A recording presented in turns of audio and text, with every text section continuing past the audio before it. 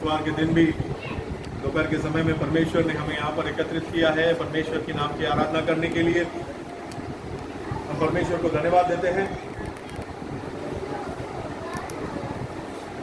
आइए हम सभी लोग मिलकर आज के संदेश के लिए यिर्मयाह का पुस्तक यिर्मयाह का पुस्तक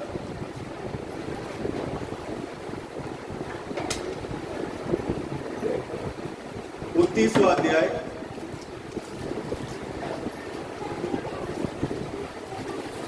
उसमें 10 से 14 तक पढ़ेंगे। पुराने करार में 924वें पन्ने पर है। पुराने करार में 924वें नंबर पन्ने पर है। यिर्मयाह का पुस्तक 29वां अध्याय 10 से लेकर 14वें वचन तक पढ़ेंगे। यहोवा यूं कहता है, हाँ, बेबीलोन के 70 वर्ष पूरे होने पर मैं तुम्हारी सुधि लूंगा और अपना यह मनभावना वचन की मैं तुम्हें इस स्थान में लौटा ले आऊंगा पूरा करूंगा। क्योंकि यहोवा की यह वाणी है कि जो कल्पनाएं मैं तुम्हारे विषय करता हूँ उन्हें मैं जानता हूँ, वे हानि की नहीं वरन कुशल ही के हैं, और अंत में तुम्हारी आशा पूरी करूंगा। तब उस समय तुम मुझको पुकारोगे और आकर मुझसे प्रार्थना करोगे और मैं तुम्हारी सुनूंगा। तुम मुझे ढूंढोगे और पाओगे भी, क्योंकि तुम अपने संपूर्ण मन से मेरे पास आओगे। मैं तुम्हें मिलूंगा, यहोवा की यह वाणी है, और बंधुआई से लौटा ले आऊंगा और तुमको उन सब जातियों और स्थानों में से जिनमें मैंने तुमको जबरन निकाल दिया है और तुम्हें इकट्ठा करके इस स्थान में लौटा ले आऊंगा जहां से मैंने तुम्हें बंदी करवा के निकाल दिया था। यहोवा की यह वाणी है। एक वचन और पढ़ेंगे नए करार से, लूका का पुस्तक उसका 16वां अध्याय उसके 16वें वचन को भी पढ़ेंगे। नए करार के अंदर 112वें पन्ने पर है। नए करार के अंदर लूका का पुस्तक 16वां अध्याय उसके 16वें वचन को पढ़ेंगे। व्यवस्था और भविष्यवक्ता यूहन्ना तक रहे। उस समय से परमेश्वर के राज्य का सुसमाचार सुनाया जा रहा है और हर कोई उसमें प्रबलता से प्रवेश करता है। आमीन। हमने यहाँ पर दो वचन को, दो कलाम के दो अलग अलग अध्याय, दो अलग अलग पुस्तकों में से परमेश्वर के वचन को हमने सुना है। यिर्मयाह के पुस्तक में हम देखते हैं एक भविष्यवाणी वहां पर निकल कर आती है इजराइल के लोगों के बारे में। वहां पर एक भविष्यवाणी वहां पर यिर्मयाह भविष्यवक्ता के द्वारा वहां पर निकल कर आती है। वो भविष्यवाणी जो है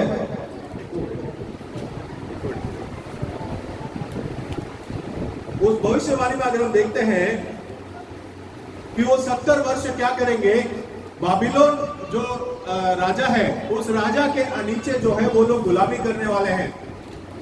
ये बाबिलोन 70 वर्ष होने के बाद परमेश्वर कहता है कि मैं तुम्हें छुड़ाऊंगा, तुम मुझे पुकारोगे, तुम मेरी ओर पुकारोगे और मैं तुम्हें क्या करूंगा, तुम्हारी उस पुकार को सुनूंगा।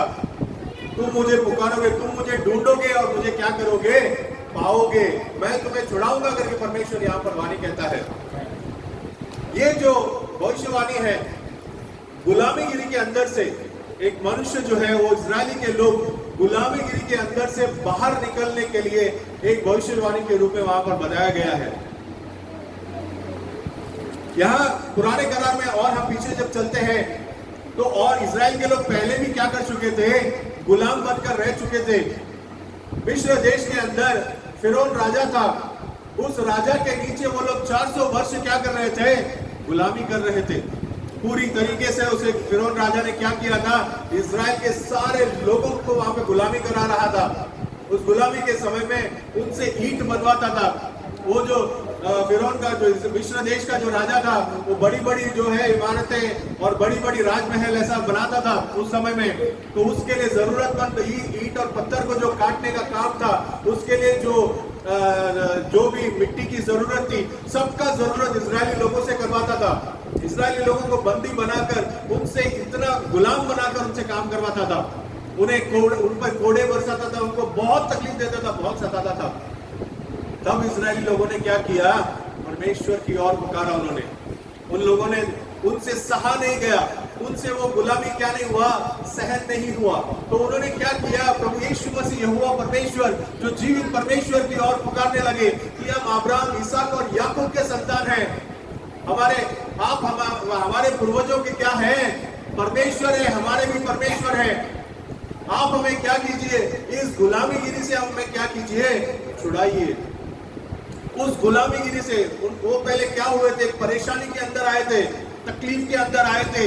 उस गुलामी के अंदर आप देखेंगे तो उन्हें बहुत तकलीफ हुआ, उतना परेशानी हुआ, उतना उनको तकलीफ, शरीर में तकलीफ सहन करना पड़ा, उतना उनको श्रम, उनको काम करना पड़ा।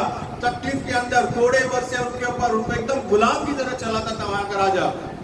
उतना तकलीफ के अंदर जाने के बाद ही वो इजरायली लोग क्या किए, प्रभु यीशु मसीह उस यहोवा जीवित परमेश्वर की ओर पुकारने लगे। वो यहोवा परमेश्वर की ओर गिड़गिड़ाने लगे कि परमेश्वर, आप हमारे परमेश्वर है, आप हमारे खुदा है, आप क्या कीजिए, इस गुलामी से हमें बाहर निकालिए। प्रभु यीशु मसीह ने क्या किया, उनकी उस गिड़गिड़ाहट को सुनकर उनके बीच में भविष्यवक्ता को भेजा। कौन था भविष्यवक्ता? मूसा वो भविष्यवक्ता था जिसके द्वारा परमेश्वर ने क्या किया, इजरायली लोगों को मिस्र देश के अंदर से छुड़ाकर क्या किया, बाहर लेकर आया। वो ऐसे आसानी से छोड़ा नहीं वहां का राजा। मूसा को परमेश्वर ने अद्भुत काम और चिन्ह के द्वारा उसके बीच में भेजा, उस राजा के पास भेजा। ये जो भी चिन्ह करता था, वो चिन्ह वहां के जो मैजिशियन जो थे, उसको क्या बोलते हैं आप लोग हिंदी में, जादूगर, वहां मिस्र देश में उस राजा के पास भी जादूगर थे। मूसा के हाथ में एक लाठी था, परमेश्वर ने कहा उस लाठी को नीचे फेंक। वो लाठी क्या बन गया, सांप बन गया, सर्प बन गया। फिरौन ने देखा मेरे पास भी बड़े बड़े जादूगर हैं, उसने अपने जादूगरों को बुलाया। वो जादूगर भी अपने अपने लाठी फेंके तो वो भी क्या बन गए, सांप बन गए। ध्यान से सुन लीजिए। पर मूसा का जो फेंका हुआ लाठी जो सांप बना था, वो बाकी सारे सर्प को क्या किया, निगल गया।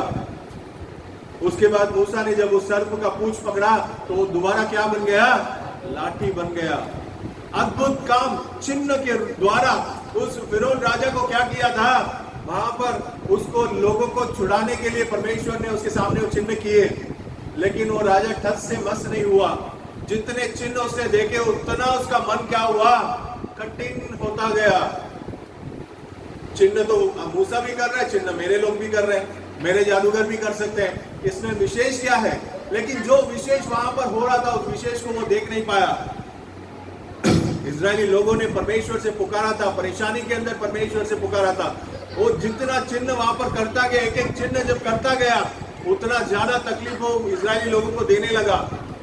उनके बीच में बेडुक, मिस्र देश के लोगों के बीच में क्या हो गया, सारा देश में बेडुक ही बेडुक हो गया। मेंढक बेडुक शायद मराठी शब्द है। मेंढक जो है पूरे उस मिस्र देश के अंदर आ गया। मूसा के एक शब्द बोलने से परमेश्वर ने कहा तू बोल, तो वहां पर क्या हो गया, पूरे देश में क्या हो गया, मेंढक आ गया। राजा ने जब देखा तो ये मेंढक मूसा को बुलाया और बोला ये जो मेंढक है, सारे मेंढक को वापस ले लो, मैं तुम्हारे लोगों को छोड़ देता हूं। मूसा वहां गया और सारे मेंढक को बुला लिया, सारा मेंढक चला गया। पर वहां पे मूसा ने, उसने इजरायली वो फिरौन का राजा ने क्या किया, इजरायली लोगों को नहीं छोड़ा। उसका मन कठिन हो गया, मेरा काम तो हो गया, सारे मेंढक चले गए, अब मुझे क्यों लोगों को छोड़ना, इनसे तो मुझे गुलामी कराना है। ऐसे कितने उनके बीच में चिन्ह और अद्भुत काम हुए थे, 9 अद्भुत काम हुए थे। 9वां अद्भुत होने के बाद परमेश्वर ने देखा कि ये फिरौन का मन क्या है, और कठिन होता जा रहा है। उसके ऊपर आखिरी एक वहां पर एक बीमारी, या उसके ऊपर आखिरी एक वहां पर न्याय लेकर आता है परमेश्वर। वो क्या चीज है, जो मिस्र देश के जो लोग हैं, उनके घराने में जो सबसे पहलौठा पुत्र होगा, उसका क्या होगा, मरण होगा। इजरायली लोगों के परमेश्वर ने कह दिया तुम लोग तैयारी करो देश छोड़ने का, वहां पर एक बलिदान करना है, और उस बलि का जो बकरा जो वहां पर जो भेड़ जो है बलिदान दिया जाएगा, उस भेड़ को रातों रात आपको क्या करना है, भोजन करना है। और उस भेड़ का लहू को क्या करना है, अपने चौखट पर चारों ओर क्या करना है, उसे लगाना है। मरण का दूत जब आपके लोगों के बीच में से गुजरेगा तो वो क्या करेगा, वो देखेगा कि आपके चौखट में अगर लहू है तो मरण का दूत आपके घराने से क्या हो जाए, घर से आगे निकल जाएगा। इसमें लोगों ने क्या किया, वो अपने वैसे ही बलिदान चढ़ाया, अपने चौखट पर क्या कर दिए, उसी भेड़ का जो लहू है उसको चारों तरफ लगा दिए। मरण का दूत उतर कर आ रहा है, मरण का दूत उतर कर आ रहा है। इजरायली घराने में सब में चौखट पे लगा हुआ था, वो आगे निकल गया। मिस्र देश के अंदर वहां पर कहीं भी क्या नहीं था, किसी के घराने में लहू नहीं था। वहां पर हर घराने में जो पहलोटा का पुत्र था वो क्या हो गया, मर गया। उसको परमेश्वर ने उठा लिया, फिरौन के पुत्र तक का उठा लिया था। तब फिरौन ने देखा, उसको क्या हुआ, उससे सहा नहीं गया।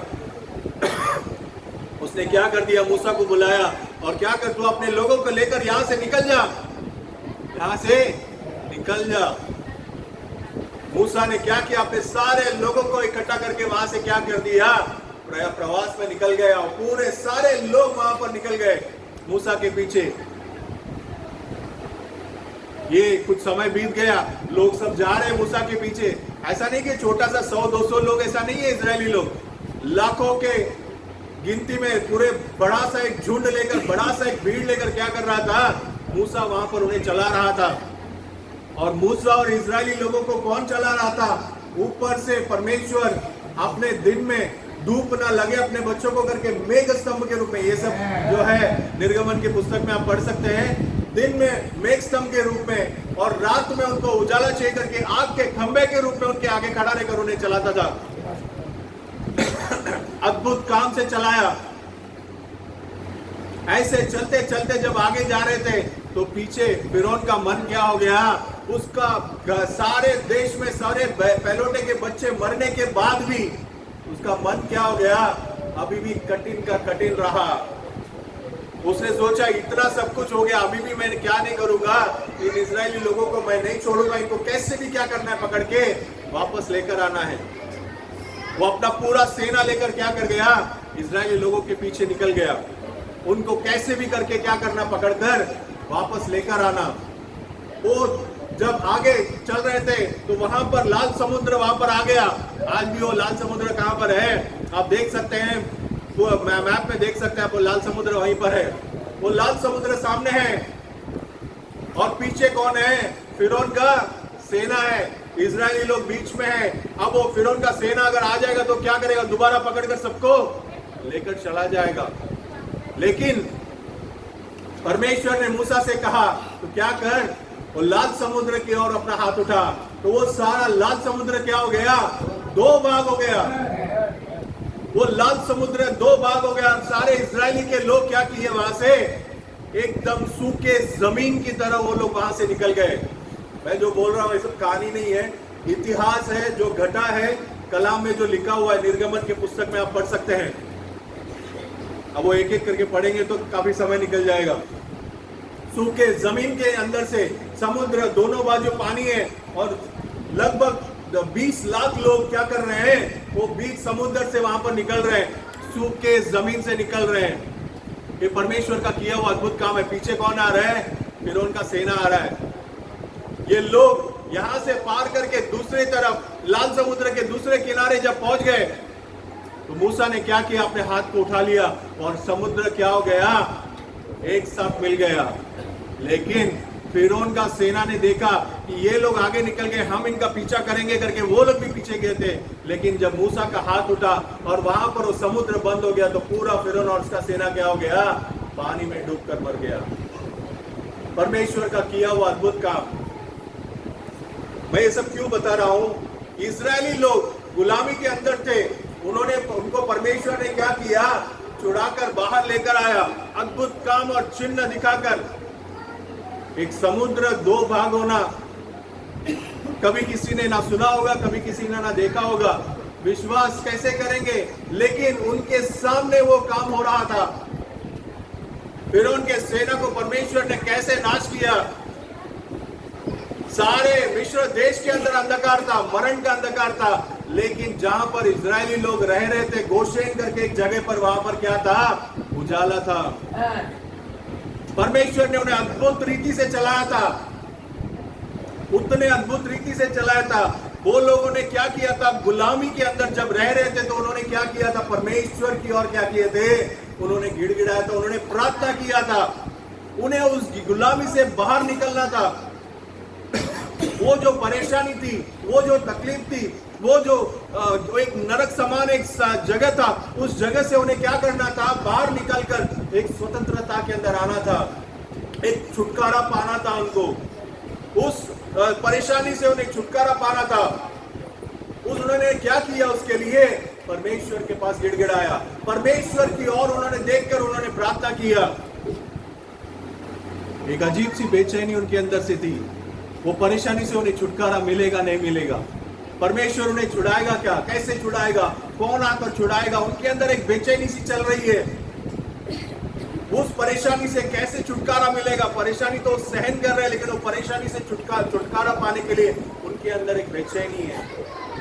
वो बेचैनी क्या होना चाहिए, हम सभी के अंदर आज होना चाहिए। क्यों होना चाहिए मैं आपको बताता हूं, और भी हम उदाहरण देखेंगे थोड़ा। कभी हमें क्या होगा, इसको हमें अच्छी तरीके से समझने के लिए मैं ये सब उदाहरण आपको दे रहा हूं। इजरायली लोगों ने तकलीफ के अंदर, परेशानी के अंदर उन्होंने क्या किया, परमेश्वर उस तकलीफ से छुटकारा पाने के लिए उनके अंदर एक बेचैनी है, इससे कैसे भी मुझे क्या करना है, छुटकारा पाना है, मुझे स्वतंत्र होना है। वो एक बेचैनी उनके अंदर थी। नए करार में जब हम देखते हैं, एक स्त्री थी, 12 साल से क्या थी, पीड़ित थी, बीमार थी, 12 साल से पीड़ित। उसने अपने सारे धन दौलत हकीमों के पीछे लगा दिया, वैद्य लोगों के पीछे लगा दिया। उसके सारे रिश्तेदार दोस्त ने अच्छे अच्छे वैद्य को बताया होगा, रेफर किया होगा, अच्छे अच्छे हकीमों को बताया होगा कि वहां पर जा, वो तुझे चंगा कर देगा, उस वैद्य के पास जा, वो तुझे क्या करेगा, अच्छा दवाई देगा, उस दवाई से तुझे छुटकारा मिल जाएगा। उसने अपने सारे धन दौलत, घर घराना सब कुछ बेच बाच कर क्या कर दिया, वो सारे वैद्य और हकीमों के पीछे खर्चा कर देख लिया, सारे दवाई लेकर देख लिया, लेकिन उसके अंदर का बीमारी को क्या नहीं मिला, उसको छुटकारा नहीं मिला। उसके अंदर एक परेशानी है, उसके अंदर एक बीमारी है, उसके अंदर एक तकलीफ है जो वो खुद सहन कर पा रही है, जो उसको सहन करना ही है। 12 साल से वो सहन कर रही थी। उस बीमारी से उसे क्या था, एक छुटकारा पाना था। उसके अंदर एक बेचैनी थी, मुझे इस बीमारी से मुझे कैसे छुटकारा मिलेगा, मैं बहुत परेशान हूं, इस बीमारी से मुझे क्या चाहिए। हताश होकर, निराश होकर बैठना अलग चीज है, लेकिन एक बेचैनी, इससे मुझे छुटकारा कैसे मिलेगा, ये बीमारी मुझे कहां पर लेकर जा रहा है, ये बीमारी को कौन मुझे छुड़ाएगा, कौन सा वैद्य, मैं सारा खर्चा कर चुका हूं, मेरा सारे पैसे क्या खर्च हो चुके हैं, खर्च हो चुके, मेरे पास कुछ भी नहीं है अभी खर्चा करने के लिए, अब मेरा बीमारी से मुझे कैसे छुटकारा मिलेगा। एक अजीब सी बेचैनी उस औरत के अंदर। वो स्त्री क्या कर रही है, बैठी है अपने गांव में। एक दिन उसने देखा कि यीशु मसीह क्या कर रहे हैं, उसके गांव की तरफ से जा रहे हैं, बड़े भीड़ चल रही है उनके साथ। यीशु मसीह के पास जाकर मैं कैसे बात कर सकूं, इस यीशु के बारे में तो मैं सुन चुकी हूं। ये यीशु मसीह क्या करता है, चंगाई करता है, लंगड़ों को, लूलों को, बीमारी जो शैतान से पीड़ित है, सबको छुटकारा दिया है परमेश्वर ने। लेकिन मैं इस यीशु मसीह के करीब कैसे जा सकती हूँ, इनके चारों तरफ तो बहुत भीड़ लगा हुआ है, मैं इतना बीमार हूं, मैं इनके पास कैसे जा सकती हूँ, मैं उनको कैसे जाके बोलूं। उसके अंदर एक अजीब सी बेचैनी हो, कैसे भी उसको छुटकारा पाना है। उसने उसके मन में विश्वास, कैसा विश्वास कि इस यीशु मसीह का जो वस्त्र है, उसको ये नहीं कि यीशु मसीह मेरी तरफ मुड़े, यीशु मसीह मुझे मेरे सर पर हाथ रखे और यीशु मसीह मुझे बोले कि तेरे बीमारी से छुटकारा मिले, वो नहीं था उसके अंदर। उसके अंदर का विश्वास कैसा विश्वास है देखिए, उसका बेचैनी उसको कहां तक लेकर जाती है। उसका क्या था, उसने क्या सोचा अपने मन में, उसके विश्वास में क्या सोच रही है, केवल इस यीशु मसीह के वस्त्र को भी यदि मैं छू लूं तो क्या होगा, मैं अपने चंगाई को पालूंगी। उसका विश्वास उस भीड़ के अंदर से अपने आप को कैसे भी करके वहां पर यीशु मसीह के करीब लेकर जाती है। और क्या कर लेती है, यीशु मसीह तो वहां पर सामने की तरफ लेकर चल रहे हैं, लेकिन स्त्री पीछे से आकर केवल क्या किया, उसके वस्त्रों को छू लिया। उसी समय उसको क्या मिलता है, चंगाई मिलता है। यीशु मसीह उसको मुड़कर देखते हैं कि मुझे किसी ने अभी छू लिया है, मेरे अंदर से क्या हुआ है, सामर्थ्य बाहर निकल कर गया है। किसी ने तो विश्वास के साथ क्या किया है, मेरे वस्त्र को छू लिया है।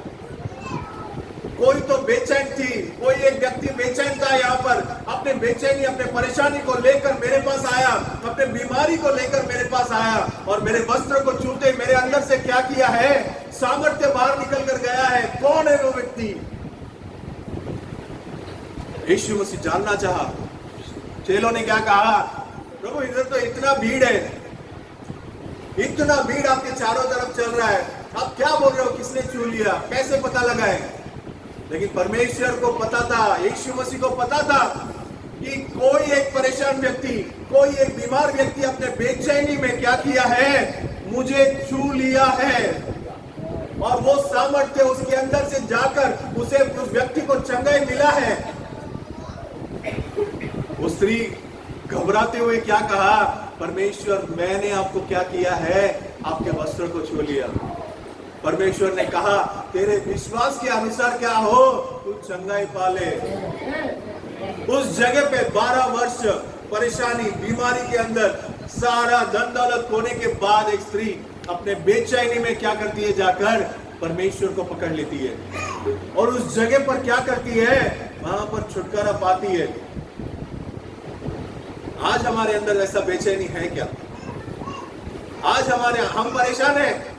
कौन व्यक्ति यहाँ पर एक बताइए कोई परेशान नहीं है? हर व्यक्ति क्या है, किसी ना किसी परेशानी में है। हर व्यक्ति कोई ना कोई तकलीफ में जरूर है। किसी के पास पैसे भरकर भी है तो भी वो व्यक्ति क्या है, परेशान जरूर है। किसी के पास कोई गरीब है तो भी वो क्या है, परेशान है। अमीर व्यक्ति भी परेशान है, गरीब व्यक्ति भी क्या है, परेशान है, दुख में है, तकलीफ में है। लेकिन वो तकलीफ को लेकर हम करते क्या है?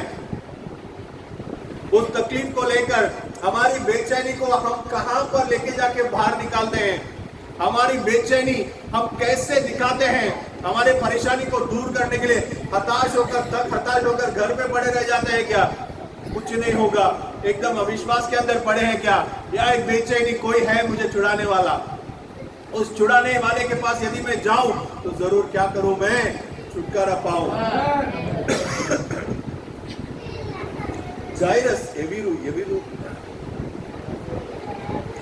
जायरस करके एक व्यक्ति है। लूका का पुस्तक 8वां अध्याय 41वें वचन को पढ़िएगा।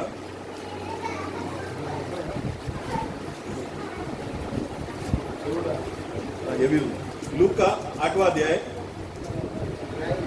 इतने में याईर नामक एक मनुष्य, याईर ना,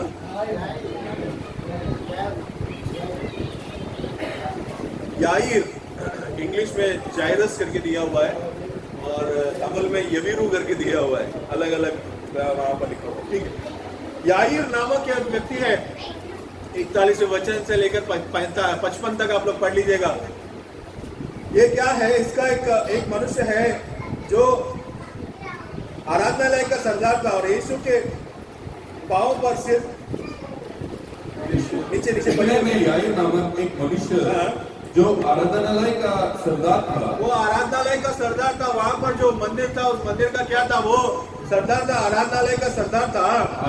आया और यीशु के पांव पर गिर के उससे विनती करने लगा। वो यीशु से विनती करने लगा कि मेरे घर चल, तू मेरे घर चल, क्योंकि उसके 12 वर्ष की इकलौती बेटी थी। देखिए, उसका एक 12 वर्ष का क्या था, इकलौती बेटी, और वह मरने पर थी।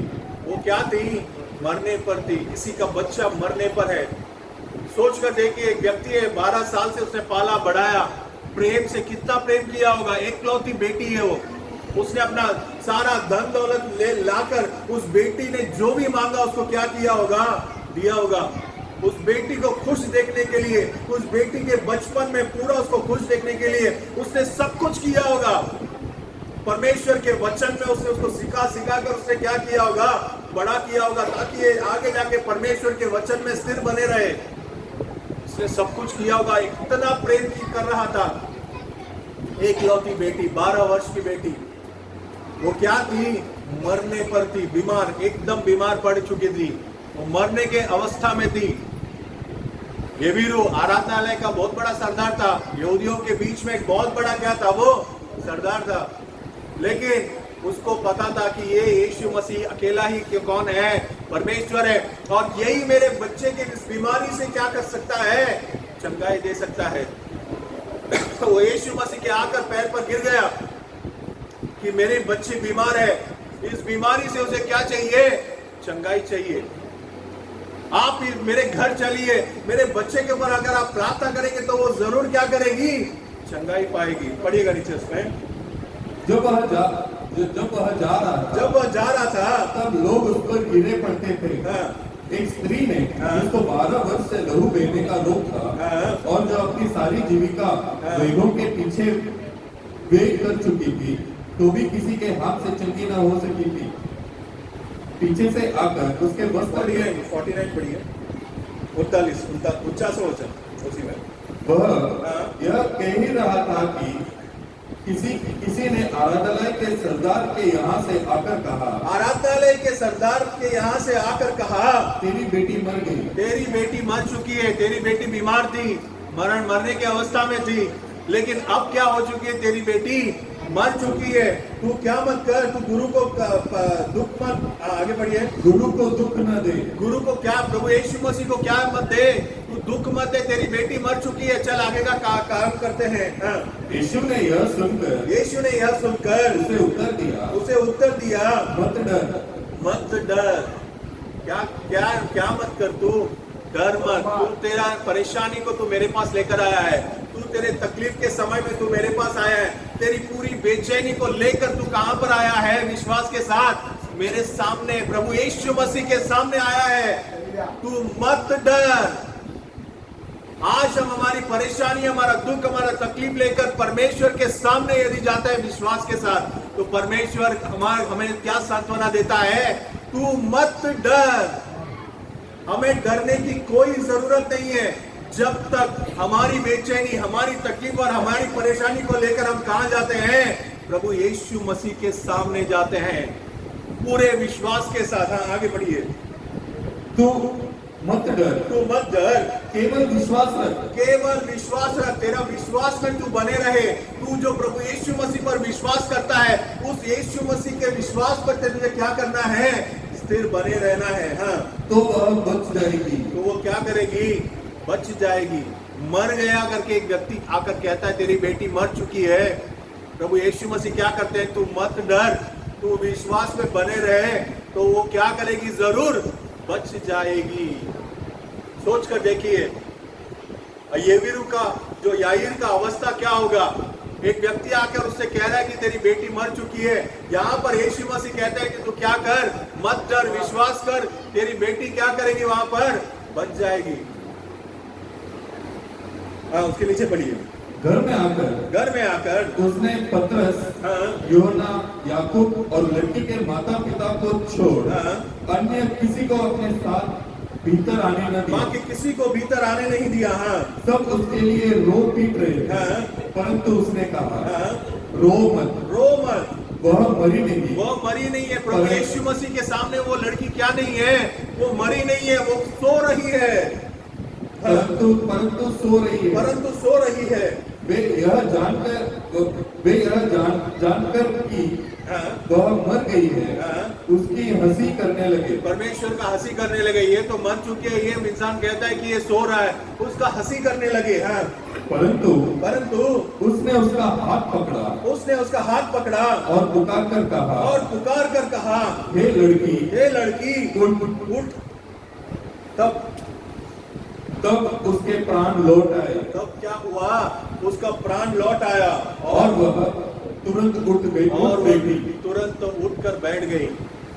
सोच कर देखिए, यवीरू या याईर जो है, उसने अपना परेशानी लेकर, मेरी बेटी बीमार है, मरने की अवस्था में है, इस मरने की अवस्था में मुझे कहाँ जाना चाहिए, वैद्य के पास जाना चाहिए, या अच्छा हकीम होगा, अच्छा सा डॉक्टर होगा उस जमाने का, उसके पास जाना चाहिए।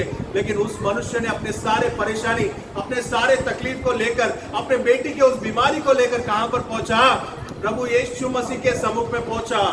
अपनी सारी बेचैनी में वो बहुत बेचैन रहा होगा कि मेरी बच्ची को क्या करना है, किसी भी हालत में छुटकारा पाना है, किसी भी हालत में चंगाई पाना है। मैंने कितना प्रेम किया है उसके ऊपर, उस बच्ची के ऊपर कितना प्रेम किया रहेगा कि वो प्रभु यीशु मसीह के सामने जाकर अपने पूरे बेचैनी के साथ खड़ा रहा होगा।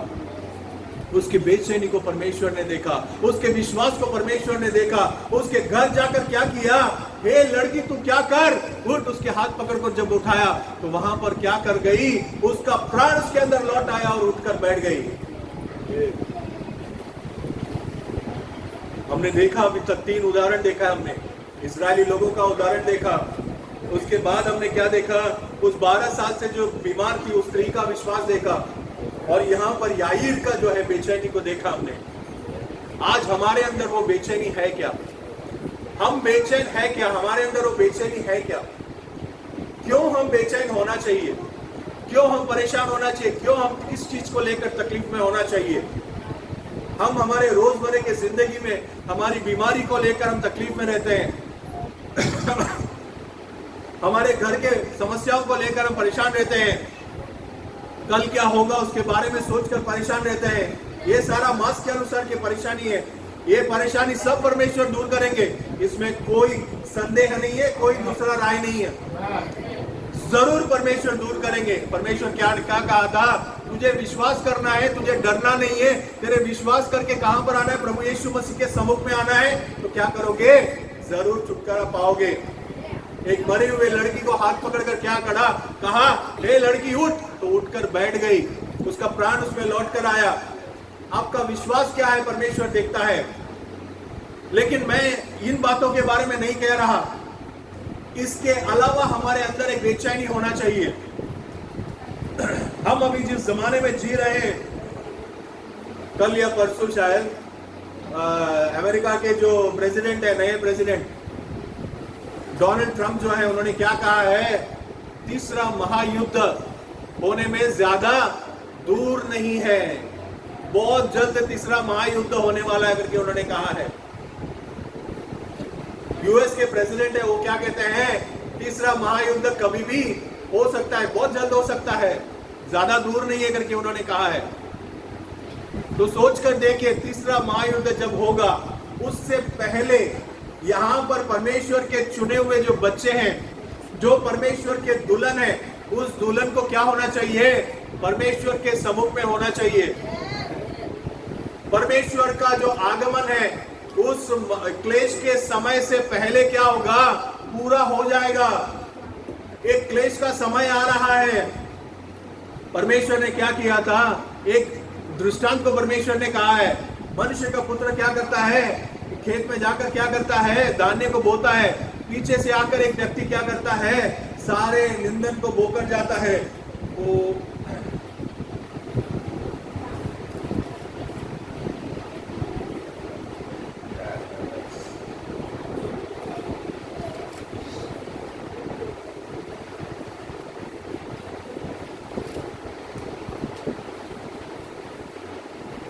मत्ती का पुस्तक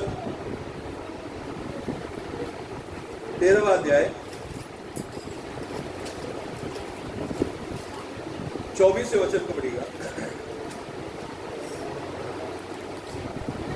ईश्वर ने उन्हें एक और दृष्टांत दिया, स्वर्ग का राज्य उस मनुष्य के समान है, स्वर्ग का राज्य उस मनुष्य के समान है जिसने अपने खेत में अच्छा बीज बोया। अच्छा बीज को एक मनुष्य ने क्या किया है, एक दृष्टांत है। दृष्टांत के रूप में परमेश्वर क्या करते हैं, एक मनुष्य ने क्या किया, अपने खेत में अच्छे बीज को बो दिया। हाँ, पर जब लोग सो रहे थे, पर जब लोग सो रहे थे, तो उसका शत्रु आकर गेहूं के बीच में जंगली बीज बोकर चला गया। वो जंगली बीज को क्या कर दिया, बोकर चला गया। हाँ, जब अंकुर निकले और बालें लगी, हाँ, तो जंगली दाने के पौधे भी दिखाई दिए। जंगली दाने के पौधे भी क्या कर दिए, गेहूं के पौधे के साथ उसके पौधे भी निकल कर आ गए। इस पर गृहस्थ के दासों ने आकर उससे कहा, हे स्वामी, क्या तूने अपने खेत में अच्छा बीज न बोया था? क्या तूने अपने खेत में अच्छा बीज नहीं बोया था? फिर जंगली दानों के पौधे उसमें कहां से आए? जंगली दानों के पौधे कहां से आ गए? अब नीचे आ जाइएगा, 37वें वचन से पढ़िएगा। उसका अर्थ जो है परमेश्वर वहां पर समझाते हैं। तब वह भीड़ को छोड़कर घर में आया। 37वां वचन। उसने उनको उत्तर दिया, अच्छे बीज का बोने वाला मनुष्य का पुत्र है। अच्छा बीज बोने वाला कौन है? मनुष्य का पुत्र वो प्रभु यीशु मसीह है। हाँ। खेत संसार है। खेत संसार है। अच्छा बीज राज्य की संतान परमेश्वर के राज्य के संतान है। और जंगली बीज कौन है? दुष्ट के संतान है। दुष्ट के संतान है। अच्छी तरह ध्यान रख लीजिएगा। एक ही इस दुनिया एक खेत है, संसार एक खेत है। इस खेत में अच्छे बीज जो है वो राज्य के बच्चे हैं, परमेश्वर के राज्य के बच्चे हैं। और जो जंगली बीज है वो बीज कौन है? कौन है बोल रहे हैं? दुष्ट की संतान है। वो शैतान का संतान है जो आदि से क्या कर रहा है? अपना बीज बोते हुए आ रहा है। हाँ। जिस शत्रु ने उनको बोया वह शैतान है। कौन है वो?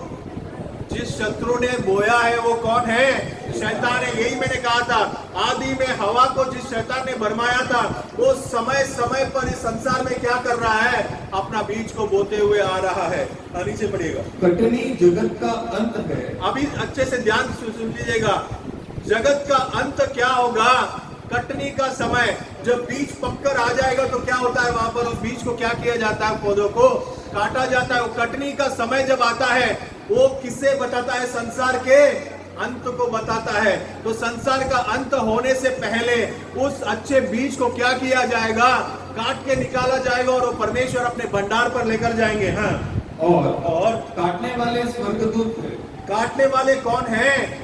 स्वर्गदूत है। तो अच्छे बीज को काट कर वो कहां पर लेकर जाने वाले हैं? परमेश्वर के भंडार में लेकर जाने वाले हैं। हाँ। अतः जैसे जंगली दाने बटोरे जाते हैं और जलाए जाते हैं। क्या किए जाते हैं? जंगली दाने बटोरे जाते हैं और उन्हें क्या किए जाते हैं? जलाए जाते हैं। ये जलाना कब होगा? इस जगत के अंत के समय में होगा। इस चीज को अच्छी तरह समझ लीजिएगा। जगत का अंत जब होगा उससे पहले कटनी का समय होगा। कटनी में अच्छे बीज को पहले क्या किया जाता है? काटकर परमेश्वर के सम्मुख में लेकर जाया जाता है। और उसके बाद जो दुष्ट के संतान है, जो जंगली बीज जो है, उनको क्या किया जाता है? आग में जलाया जाता है। इसीलिए बार बार ये कहा जाता है कि ये संसार किस लिए रखा गया है? आग से जलाया जाने वाला है। आग का न्याय, यहाँ पर परमेश्वर का न्याय और कोप कैसे उतरने वाला है? इस संसार में आग के रूप में उतरने वाला है। नोआ के समय में कैसे उतरा था? इस पूरे धरती को परमेश्वर ने जल से नाश किया था। लेकिन परमेश्वर ने उसके बाद क्या कहा कि मनुष्य को अभी इस संसार को मैं दोबारा क्या नहीं करूंगा? जल से नाश नहीं करूंगा। लेकिन नोआ के समय में जो पाप हुआ था उससे कई ज्यादा पाप अभी बढ़ चुके हैं। अब उस पाप को परमेश्वर देखकर इस जगत को क्या करने वाले हैं? अभी आग से साफ करने वाले हैं। ये धरती, ये जो जंगली बीज है, ये जो शैतान के जो बच्चे हैं, उन बच्चों को क्या किया जाएगा? आग में जलाया जाएगा। लेकिन आग में जलाने से पहले वहां पर क्या होने वाला है? जो परमेश्वर के बच्चे हैं, बीज, परमेश्वर के जो पुत्र हैं, राज्य के जो बच्चे हैं, उनको क्या किया जाएगा? परमेश्वर के भंडार में लेकर जाया जाएगा। स्वर्ग में परमेश्वर के आगमन होने वाला है। तो आखिरी तुरई फूका जाएगा, वो प्रधान दूत का आवाज आएगा, एक बड़ी ललकार होगी। उस समय क्या होगा? परमेश्वर बादलों में उतर कर आने वाले हैं। जो यहाँ पर मरे हुए हैं वो पहले जी उठकर उठा लिए जाएंगे और फिर जो हम जीवित हैं, हम रूपांतर, क्षण भर में रूपांतर होकर क्या करेंगे? उन बादलों के बीच में परमेश्वर के साथ होंगे। ये जब दृश्य होने के बाद जो शैतान के बच्चे इस धरती पर रहेंगे उनको क्या किया जाएगा? आग से नाश किया जाएगा। अभी आप बताइए, बेचैन होने का समय है या नहीं? क्या हमें बेचैन होना चाहिए या नहीं होना चाहिए? क्या हमारे अंदर एक ऐसी बेचैनी होनी चाहिए कि मुझे किसी भी तरह क्या होना है? परमेश्वर के आगमन में जाना है। मेरे साथ क्या होने वाला है, मेरे साथ क्या होना चाहिए, मेरा विश्वास कैसा है, मैं परमेश्वर के अंदर कितना स्थिर हूं, मैं परमेश्वर के वचन को मैं कितना जानता हूं। एक बेचैनी हमारे अंदर होना चाहिए या नहीं होना चाहिए। हम हमारी जिंदगी को जो है, आप परमेश्वर के चुने हुए बच्चे हैं, आप और हम जो है यहां पर आए बैठे गए करके नहीं होना चाहिए। आप यहां पर आए हैं, यहां पर आप वचन को सुनते हैं, तो आपको क्या होना है, उस आगमन के लिए तैयार होना है। यहां पर हम व्यर्थ में जीवन बिताने के लिए नहीं है। ये जो समय परमेश्वर ने हमें इस धरती पर दिए हैं, वो व्यर्थ में बिताने के लिए नहीं है। हमें अपने आप को समझना, परखना पहला जरूरी है कि मैं किस अवस्था में हूं, मैं कैसे परेशानी के अंदर हूं, मेरे अंदर क्या क्या तकलीफ है। शारीरिक रीति से नहीं बोल रहा हूं, मैं आत्मिक रीति से बोल रहा हूं। मेरे अंदर क्या क्या कमी है, हो सकता है मेरे अंदर कोई बुरी आदतें हो सकती है, आत्मिक रीति से मेरे अंदर कोई कमी हो सकती है, आत्मिक रीति से मैंने पवित्र आत्मा का अभिषेक नहीं पाया होगा, आत्मिक रीति से मैं वचन से कोसों दूर होगा, मेरे क्रिया और वचन में कोई भी मेल नहीं खा रहा होगा। मैं जब इस आईने के सामने खड़े रहकर देखता हूं तो मुझे क्या करता है, मुझे अपने आप पर शर्म आता है। मैं अपने आप को जब देखता हूं तो मुझे क्या करता है, मैं पूरा अपने आप को क्या कैसे पाता हूं, एकदम पाप से भरा हुआ एक काला सा एक शक्ल वहां पर दिखता है। मुझे ये समय है, क्या होना चाहिए, मुझे बेचैन होना चाहिए। मुझे इस पाप से कैसे छुटकारा मिलेगा, मुझे मेरे इस आत्मिक जो अवस्था है, मेरा जो अवस्था, इस अवस्था से मुझे कैसे छुटकारा मिलेगा। मुझे उस आगमन में जाना है किसी भी तरह। मुझे यहाँ पर आग में जलना नहीं है इस धरती पर। मैं आग में जलने के लिए यहाँ पर नहीं आया हूँ। मैं यहाँ पर आया हूँ, परमेश्वर का वचन सुना हूँ, परमेश्वर को मैंने स्वीकार किया है, वो मेरा उद्धार करता है। मैं यहाँ पर आग में जलने के लिए नहीं आया हूँ। मुझे क्या होना है उसके आगमन में, वो जब तुरई फूका जाएगा, वो जब प्रधान दूत का आवाज आएगा, वो जब ललकार होगी, तो क्या होगा, मुझे रूपांतर होना है। और वो रूपांतर होने के लिए ऐसा नहीं 2 दिन 4 दिन साल भर लगेगा। पहला कुरिन्थियों का पुस्तक 15वां अध्याय 50 वचन से पढ़िएगा।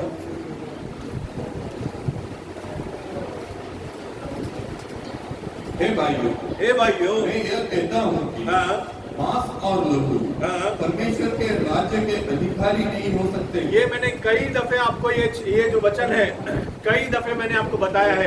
ये पवित्र शास्त्र का वचन है। आगे बढ़िए। और न नाशवान अविनाशी का अधिकारी हो सकता है। देखो मैं तुमसे भेद की बात कहता हूँ। मैं तुमसे एक भेद की बात कहता हूँ। हम सब नहीं सोएंगे। क्या नहीं करने वाले हैं? हम सब नहीं सोएंगे, मतलब मरण के अंदर नहीं जाएंगे। सोने निद्रा का मतलब क्या है? हम सब मरण के अंदर नहीं जाएंगे, परंतु सब बदल जाएंगे। क्या होने वाले हैं? क्या होने वाले हैं? बदल जाएंगे। ये मांस और लहू परमेश्वर के राज्य में नहीं जाने वाला है, पर परमेश्वर के राज्य में यदि मुझे जाना है तो क्या होने वाला है? मेरा शरीर बदल जाएंगे। और कैसे बदलेंगे? बढ़ेगा नीचे। और यह क्षण भर में, कितने दिनों में, कितने सालों में?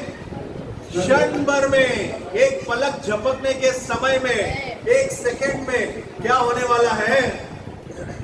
पलक मारते ही अंतिम तुरई फूंकते ही होगा। अंतिम तुरई फूंकते ही क्या हो जाएगा?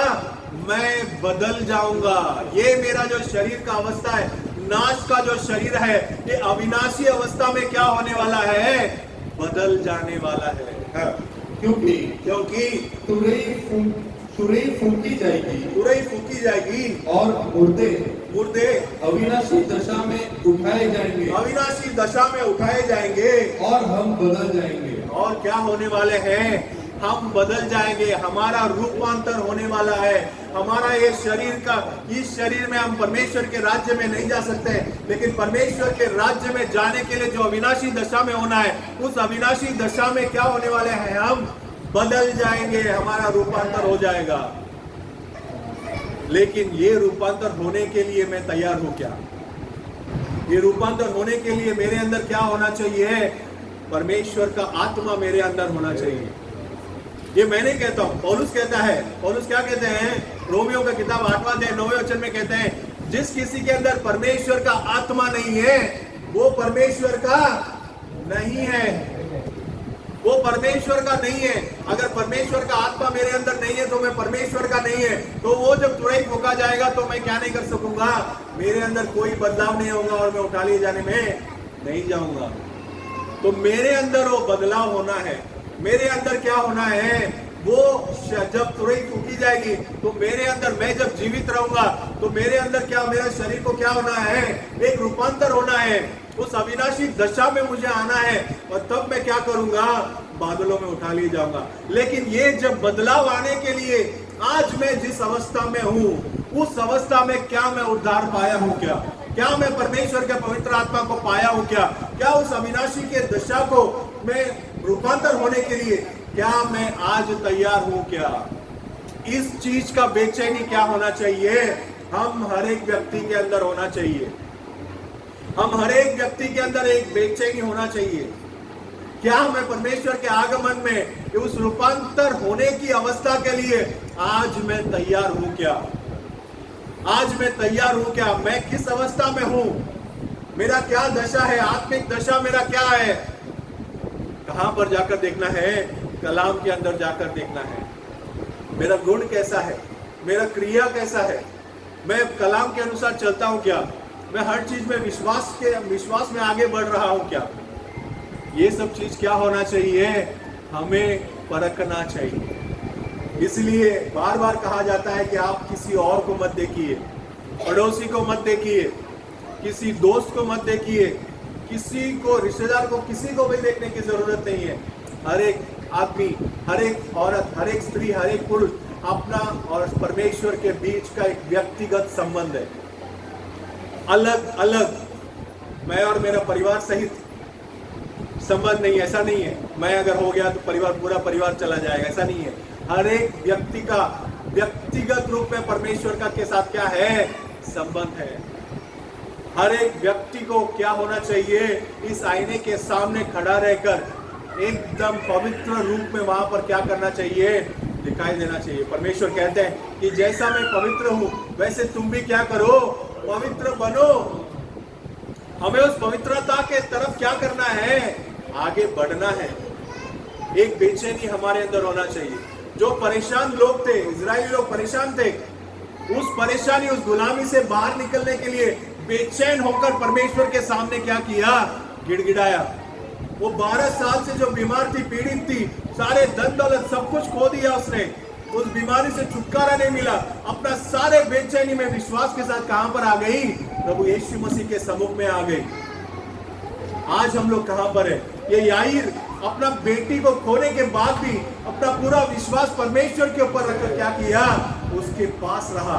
अपनी पूरी बेचैनी में क्या किया? मेरे बच्चे को किसी भी हालत में मुझे छुटकारा चाहिए। कैसे छुटकारा मिलेगा? इसको कैसे छुटकारा मिलेगा? यीशु मसीह के पास आ गया। आज हमारा बेचैनी हमें कहां पर लेकर जाता है? आज हम किस चीजों में परेशान होकर बैठे हुए हैं?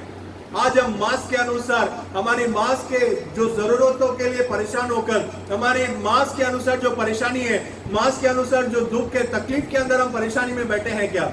उसी के अंदर हमारी बेचैनी हो रही है क्या? या फिर परमेश्वर के आगमन के लिए, परमेश्वर का वो जो उठा लिए जाने में हम जाने के लिए, बीच आकाश में उठा लिए जाने के लिए, वो जो अच्छे बीज को परमेश्वर ने बोया है, उस बीज को काट कर जब लेकर जाएगा तो उसमें एक बीज कौन होना चाहिए? मुझे होना चाहिए। इस चीज का बेचैनी क्या होना चाहिए? हम सभी के अंदर होना चाहिए। मांस और लहू कहां पर नहीं लेकर जाने वाला है? परमेश्वर के राज्य में नहीं जाने वाला है। हम क्या होने वाले हैं? क्षण भर में बदल जाने वाले हैं। जब तुरई फूका जाएगा, तुरई क्या है? एक संदेश है। तुरई के बारे में संक्षिप्त में बता देता हूँ। जब युद्ध में, पुराने जमाने में जब युद्ध अभी भी होता है, युद्ध में जब जाते हैं तो युद्ध में जो सैनिक जाते हैं वो बड़े संख्या में होते हैं, तो उनको हर एक को जाकर व्यक्तिगत रूप में संदेश नहीं दिया जा सकता है। तो उसमें युद्ध में आगे जाना है, पीछे जाना है, लड़ना है या पीछे हटना है, उसका संदेश कैसे दिया जाता है? उनको तुरई फूंककर, एक तुरई फूंककर उन्हें क्या किया जाता है? संदेश दिया जाता है कि आपको आगे बढ़ना है। उसी तरह हमें भी क्या होगा? एक संदेश, आखिरी समय में एक संदेश आएगा। वो संदेश क्या करेगा? हमें बदल देगा। वो संदेश हमें क्या करेगा? उसके आगमन के लिए बदलेगा। वो संदेश हमें रूपांतर के अंदर लेकर जाएगा। उस संदेश जब आएगा तो मेरी अवस्था कैसा है? मेरा अवस्था, मैं कलाम के सामने, परमेश्वर के सामने खड़े रहकर मैं पवित्रता के अंदर आने की कोशिश में हूं क्या? क्या मैं पवित्र आत्मा को पाया हूं क्या? क्या मैं सारे पापों को छोड़कर, दुनियादारी को छोड़कर, मन फिराकर परमेश्वर के पास आ गया हूं क्या? अगर नहीं आया है तो ये समय में आपको बेचैन होने का समय है। हम सभी को बेचैन होने का समय है कि मुझे क्या होना है? उस आगमन का भाग लेना है। मुझे उस आगमन का एक भागीदार होना है। उस आगमन में परमेश्वर जब अच्छे बीज को लेकर जाएगा तो उनमें से एक बीज मुझे होना है। इस चीज का बेचैनी हमें होना चाहिए। अगर नहीं है, अगर हम कहां पर है, किस अवस्था में है, आत्मिक रीति से हम किस अवस्था में है, हमें अपने आप को क्या करना है? परख कर देखना है। और परखना कहां पर है? इस कलाम के सामने आता। इस कलाम में आपको कैसे रहना है, कैसे बदलना है अपने आप को, कैसे किस अवस्था में आपको होना है, सब कुछ यहाँ पर दिया हुआ है। कलाम को आप लोग पढ़िएगा। भाई ने भी कहा था कि क्या कहा था कि बपतिस्मा लेकर घर में जाकर क्या नहीं करना है? सोना नहीं है। मैं बपतिस्मा ले लिया बस मेरा सब कुछ हो गया, ऐसा नहीं है। आपको क्या करना है? आत्मिक जीवन में बढ़ना है। बपतिस्मा जब लेते हैं तो आत्मिक जीवन में आप एक छोटे बालक के रूप में, जब नया जन्म लेता है उसकी अवस्था जैसे होती है, उस अवस्था में आत्मिक जीवन में जब आप बपतिस्मा लेते हैं तो एक नया बालक के रूप में होते हैं। लेकिन उस नए बालक को क्या करना है? आत्मिक भोजन को खाकर, इस वचन को जो सिखाया जाता है, इस कलाम के वचनों को पढ़कर हमें क्या करना है? दिन प्रतिदिन बढ़ना है। हमारे अंदर क्या होना चाहिए? बढ़ना चाहिए। छोटा बालक एक छोटा लड़का बन गया, एक जवान अवस्था में आ गया, उसको एकदम तंदुरुस्त होकर क्या करना चाहिए? परमेश्वर के अंदर तैयार होना चाहिए। हमेशा बालक बनकर नहीं रह सकते। इसलिए भाई ने जो कहा कि बपतिस्मा लेकर घर में जाकर सोना नहीं है, हमें दिन प्रतिदिन परमेश्वर के अंदर बढ़ना है, बेचैन होना है कि उस आगमन में मुझे भी एक हिस्सा बनना है, मुझे भी उसमें भाग लेना है, मुझे वहीं पर रहना है परमेश्वर के सामने। इस धरती के आग में जो नाश है उसमें मुझे भागीदार नहीं होना है। आइए हम सभी लोग मिलकर प्रार्थना करते हैं।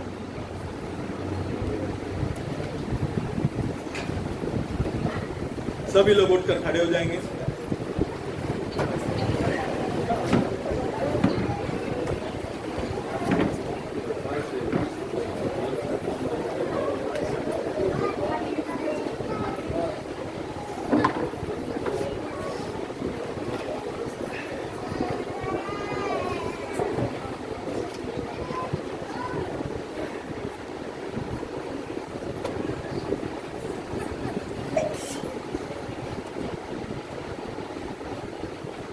आज का दिन यहोवा ने बनाया है, हम उसमें आनंद दो, आनंद दो।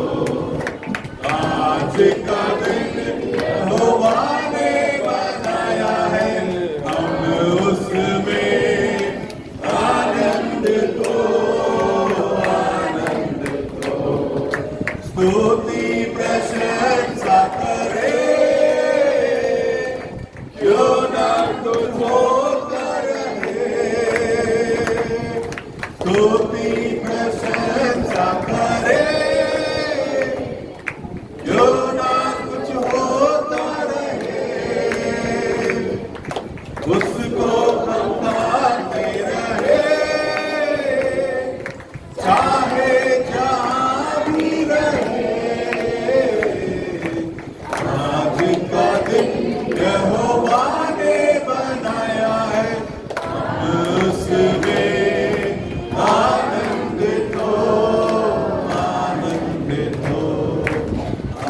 जिनका दिल यहोवा ने बनाया है, हम उसमें आनंदित हो। स्तुति लॉर्ड, अपने आप को सौंपेंगे परमेश्वर के पास। हमारी बेचैनी उस आगमन में जाने का होना चाहिए। हमारी जो बेचैनी है इस दुनिया के सारे परेशानियों से दूर हटकर, मेरे पापों से दूर होकर, मेरे पापों से मुझे कैसे छुटकारा मिलेगा, मेरे जो इस बुराइयों से मुझे कैसे छुटकारा मिलेगा, मुझे परमेश्वर का बच्चा है, मैं परमेश्वर की बच्ची हूँ, मुझे कैसे भी उस उद्धार का एक भाग होना है, मुझे किसी भी तरह पवित्र आत्मा पाना है, मेरे अंदर वो बेचैनी होना चाहिए। मुझे परमेश्वर के आगमन में जाना है। वो आखिरी तुरई जब फूका जाएगा तो मेरे अंदर मुझे बदल जाना है। क्षण भर में वो बदलाव मेरे अंदर आना चाहिए। मुझे परमेश्वर के आगमन में भागीदार होना है। बीच आकाश में, उन बादलों के बीच में परमेश्वर के साथ मुझे उठा ले जाना है। ये बेचैनी हमारे सभी के अंदर होना चाहिए। आइए हम सभी लोग मिलकर प्रार्थना करेंगे। स्तुति लॉर्ड, धन्यवाद लॉर्ड, इस सुंदर से समय के लिए हम प्रार्थना करते हैं। आपके बच्चों के साथ परमेश्वर, हम आपके क्रूस के नीचे आए हुए परमेश्वर, आपका लहू आज भी बह रहा है परमेश्वर हमारे लिए। जो बच्चे पापों में पड़े हुए परमेश्वर, जो बच्चे अधर्मों में पड़े हुए हैं, आपके सम्मुख में आए हैं परमेश्वर, आपसे छुटकारा पाने के लिए परमेश्वर, आप एक बेचैनी के साथ आपके सम्मुख में आए हैं परमेश्वर। उन बच्चों को आप छुटकारा देने के लिए विनती करते हैं लॉर्ड। इजरायली लोगों को आपने गुलामीगिरी से छुड़ाया था, वो 12 साल से जो पीड़ित थी उस स्त्री को आपने छुड़ाया था। ये भी यही के बच्चे को आपने जिलाया करके हम देखते हैं परमेश्वर। वो परमेश्वर आज भी जीवित है, वो परमेश्वर आज भी हमारे बीच में है। उसी परमेश्वर की ओर हम पुकारते हैं परमेश्वर। प्रभु यीशु मसीह आपकी ओर पुकारते हैं लॉर्ड। आप हम सभी को तैयार कीजिए, आपके आगमन के लिए तैयार कीजिए, आपके आगमन के लिए हमें योग्य बनाइए लॉर्ड। आप बच्चों को पवित्र आत्मा में भर दीजिए, पापों से छुटकारा दीजिए लॉर्ड, अधर्मों से छुटकारा दीजिए, बुरी आदतों से आप छुटकारा दीजिए लॉर्ड। अपने बच्चों को आप तैयार कीजिए लॉर्ड, आपके सम्मुख में देते हैं परमेश्वर। हालेलुया, स्तुति है लॉर्ड। आत्मिक जीवन में आपके वचन को पढ़कर परमेश्वर, आपके वचन में आगे बढ़ने के लिए, आत्मिक जीवन में एक परिपूर्ण मनुष्य की अवस्था में आने के लिए आप अपने बच्चों को तैयार करने के लिए विनती करते हैं। आत्मिक भोजन खिलाकर परमेश्वर आप उन्हें तंदुरुस्त करने के लिए विनती करते हैं। आशीष कीजिए, अगुवाई कीजिए, आगे बढ़ाइए। सारे बच्चों को आपके हाथ में प्यारे प्रभु यीशु मसीह के नाम से मांगते हैं। हे हमारे पिता, तेरा नाम पवित्र हो, तेरा राज्य आए, तेरी इच्छा जैसे स्वर्ग में पूरी हो वैसे पृथ्वी पर भी हो। हमारे दिन भर की रोटी आज आए, हम जिस प्रकार हमने अपने अपराधियों को क्षमा किया वैसे ही आप भी हमारे अपराधों को क्षमा करें। हमें परीक्षा में ना लाओ और बुराई से, क्योंकि राज और महिमा सदा आपकी है। Hallelujah, hallelujah, hallelujah, hallelujah, hallelujah,